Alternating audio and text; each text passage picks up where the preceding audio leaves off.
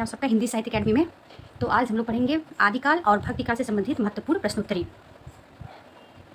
तो आप अपनी पेन और कॉपी ले लीजिए, जो आपको महत्वपूर्ण प्रश्न लगे उसका आप नोट्स बनाते चलिए। तो चलिए बिना देरी किए हम लोग शुरू करते हैं। किसने पृथ्वी राज रासों को मुक्तक काव्य कहा है? A doctor Nagendra, B Narottam Swami, C Ramkumar Verma, D Dasharath Sharma. तो इसका सही आंसर क्या है?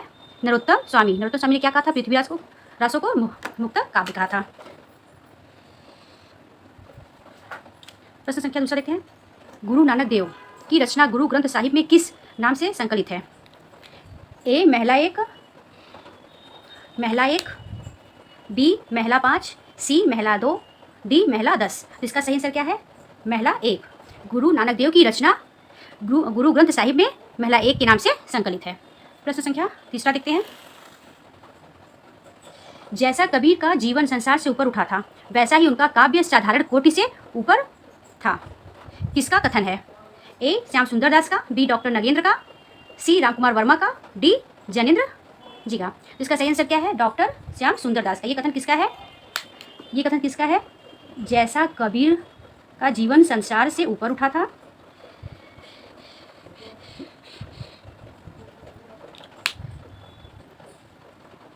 वैसा ही उनका काव्य साधारण कोटि से ऊपर था। इसका सही आंसर श्याम सुंदर दास है। चलिए दूसरा प्रश्न देखते हैं।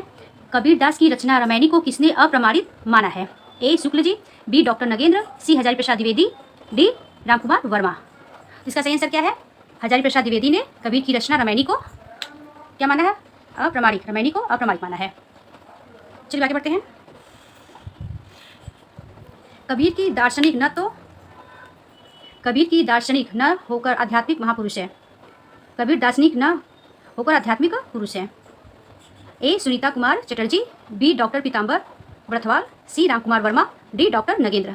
किसने कहा था कि कबीर दार्शनिक न होकर आध्यात्मिक महापुरुष हैं? क्या है? आध्यात्मिक महापुरुष है। इसका सही आंसर क्या है?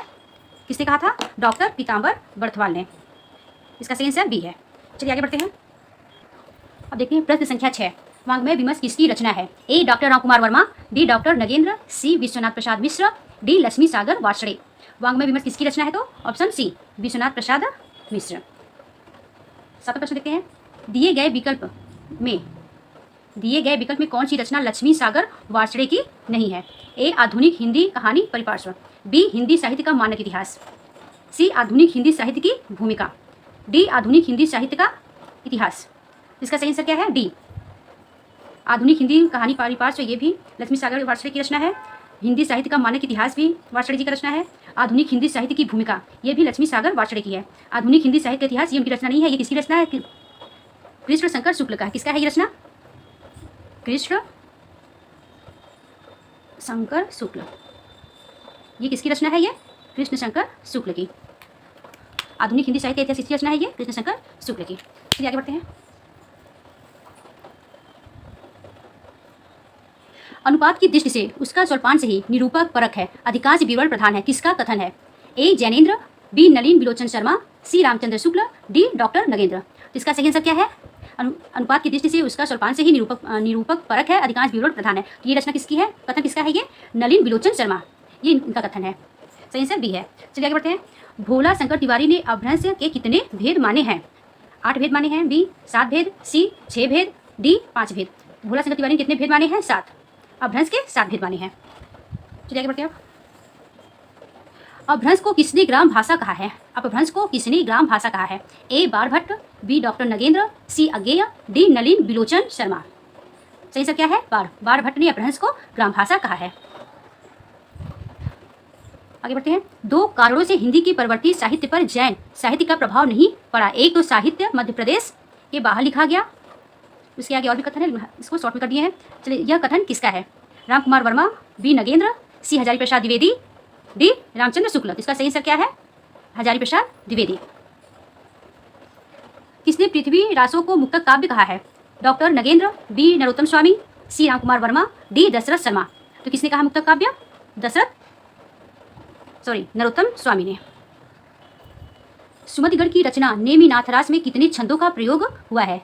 सुमतिगढ़ की रचना नेमी नाथरास में कितने छंदों का प्रयोग हुआ है? ए 58, बी 59 छंद, सी 49 छंद, डी 38 छंद। तो सही आंसर क्या है? 58 छंदों का प्रयोग हुआ है। किस रचना में? सुमति गर्ग की रचना नेमिनाथ रास में। आगे बढ़ते हैं। गुरु गुरु उबस से अमित रसु धावहि। धावहि किस सिद्ध कवि की पंक्ति है? गुरु उबस से अमित रसु धावहि। गुरु उबस से अमित रसु धावहि, यह किस सिद्ध कवि की पंक्ति है? ए कनहपा, बी डोम्बिपा, सी लोईपा, डी सरहपा। ये किसका है? किस कवि की पंक्ति है? तो ये सरहपा का है। आगे बढ़ते हैं। बौद्ध सिद्ध निरीश्वरवादी थे, नाथ सिद्ध ईश्वरवादी, इसलिए धर्मप्राण जनता की विचारधारा आस्तिक विचार से जुड़ गए। यह कथन किसका है? ए शुक्ल जी, बी बच्चन, सी महावीर प्रसाद द्विवेदी, डी डॉक्टर नगेंद्र। इसका सही आंसर क्या है? बी। यह कथन किसका है? बी का। भक्तिवाद पर सिद्ध का प्रभाव है।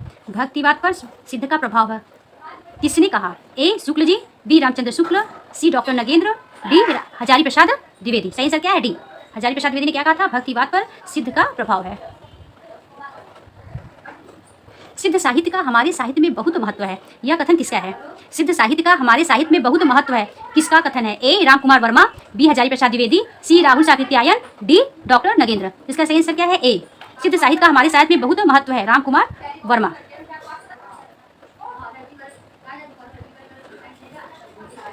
बूधध रासो नामक ग्रंथ किसका है? बूत्रध रासो नामक ग्रंथ किसका है? ए माधवचरण, बी दयालदास, सी न्यामत खां, डी जल्हड़। इसका सही आंसर क्या है? जल्हड़। किसका ग्रंथ था? जल्हड़ का। आगे बढ़ते हैं। किस रचना में कहा गया है कि दास खरीदने व बेचने की वस्तु है? ए मेरुतुंग में, बी बसंत विलास में, सी स्थूली भद्ररास, डी श्रावकाचार्य। इसका सही आंसर क्या है? मेरुतुंग। मेरुतुंग में क्या कहा गया है कि दास खरीदने व बेचने की वस्तु है। चलिए आगे बढ़ते हैं। अब आराधनासार, तत्वसार, नयनचक्र किसकी रचना है? ए चिंतामणि, बी शालिभद्र सूरी, सी जीन धर्मसूरी, डी देवसेन। फिर से सुनिए। आराधनासार, तत्वसार, नयनचक्र किसकी रचना है? तो answer option number D. D सही है। किसका है? देवसेन। दूसरा प्रश्न देखते हैं। शालिभद्र सूरी की रचना भरतेश्वर बाहुबली रास में कितने छंद तथा कितने सर्गों का प्रयोग है? ए 205 छंद 14 सर्ग, बी 100 छंद 15 सर्ग, सी 205 छंद 15 सर्ग, डी 208 छंद 15 सर्ग। तो शालिभद्र सूरी की रचना भरतेश्वर बाहुबली में 205 छंद है और इसमें सर्ग कितने हैं? 15। तो सही आंसर क्या है? सी। आगे बढ़ते हैं। पंच पांडव जो 1352 ईस्वी की रचना है, यह किसकी रचना है? मेरुतुंग, बी जीन धर्मसूरी, सी जीनदत्त सूरी, डी शालिभद्र सूरी। तो पंच पांडव किसकी रचना है? ये तो शालिभद्र सूरी की रचना है। किसकी रचना है? शालिभद्र सूरी की। आगे बढ़ते हैं। रास का परंपरा की प्राचीनतम ज्ञान ग्रंथ है रिपुदारण रास, दशरथ ओझा ने इसका समयकाल क्या माना है? रिपुदारण रास ये प्राचीनतम ज्ञान ग्रंथ है। इसका रचनाकाल दशरथ ओझा ने क्या माना है? ए 905 ईस्वी, बी 902 ईस्वी, सी 805 ईस्वी, डी 803 ईस्वी। इसका रचनाकाल दशरथ ओझा ने क्या माना है? 905 ईस्वी। ए ऑप्शन सही है। आगे बढ़ते हैं। पंच पांडव जो 1352 ईस्वी में लिखी रचना है, यह हिंदी का प्रथम ऐतिहासिक रास ग्रंथ स्वीकारा गया है। इसको आप साइड में लिख लीजिए। महत्वपूर्ण तथ्य है। हिंदी का प्रथम ऐतिहासिक रास ग्रंथ माना गया है। आज के लिए इतना ही। नेक्स्ट वीडियो में मिलेंगे फिर। अगर मेरी वीडियो आपको अच्छी लगे तो लाइक और सब्सक्राइब जरूर करिएगा, जिससे आपको जब भी कोई नया वीडियो अपलोड करे तो उसका नोटिफिकेशन आपको मिल जाए। और ऐसे प्रश्नों के लिए अगर आप चाहते हैं ऐसे प्रश्न आपको और मिले तो मेरे चैनल को सब्सक्राइब जरूर करिएगा। तब तक के लिए नमस्कार।